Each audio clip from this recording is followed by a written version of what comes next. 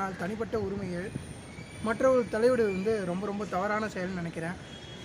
ஏன் அப்படின்னு வந்து பார்த்தீங்கன்னா, சில அறிவுஜீவிகள் வந்து இன்னமும் நிறைய பேசிகிட்டு இருக்காங்க. 10 மணி 11 மணிக்கு மேலே ஏன் அங்கே போனாங்க அப்படின்னு. அந்த 10 11 மணிக்கு மேலே ஏன்டா அந்த 3 பேர் போனாங்கன்னு எவனாச்சும் பேசுகிறீங்களா? இந்த சமூகம் என்பது மாற்றத்துக்கு உட்பட்டது.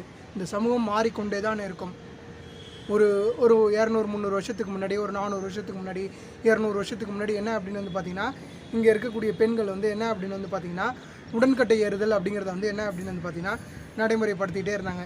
கணவன் இறந்து விட்டால் வந்து என்ன அப்படின்னு வந்து பார்த்தீங்கன்னா, அவங்க வந்து உடன்கட்டை ஏறினோம், அவங்க வந்து இறந்துடணும், அவங்க வந்து வாழக்கூடாது அப்படின்னு இருந்தது. அது அப்படியே அடுத்த கட்டத்துக்கு என்ன மாறிடுச்சு அப்படின்னு வந்து பார்த்தீங்கன்னா, ஸோ அடுத்ததாக வந்து என்ன மாறிடுச்சு, வெள்ளை புடவைகள் அணிந்துக்கலாம், பூ வைக்கக்கூடாது, பொட்டு வைக்கக்கூடாது அப்படின்னு மாறிடுச்சு. அடுத்து வந்து என்ன அப்படின்னு வந்து பார்த்திங்கன்னா, பெரியாரிஸ்ட் மாதிரியான ஆட்கள் வந்ததுக்கப்புறம் என்ன அப்படின்னு வந்து பார்த்திங்கன்னா, பெரியாரிஸ்ட்டுக்கு முன்னாடியே ராஜாராம் மோகன் ராய் பேசிட்டாரு. என்ன அப்படின்னு வந்து பேசி போராடி அதுக்கு நிறைய விஷயங்களும் பண்ணிட்டாங்க. என்ன அப்படின்னு வந்து பார்த்திங்கன்னா, மறுமணம் செய்து கொள்ளலாம் அப்படிங்கிறதும். ஸோ இந்த சமூகம் என்பது பெண்ணை சுற்றி தான் நடக்கிறது. ஆம், பெண் முக்கியமானவள் தான். பெண் முன்னேறினால்தான் இந்த சமூகம் வந்து முன்னேறும். இன்னமும் பழமைவாதத்துக்குள்ளாரையே நாம் போக வேண்டுமா என்பது தான் இங்கே மிக முக்கியமான கேள்வி.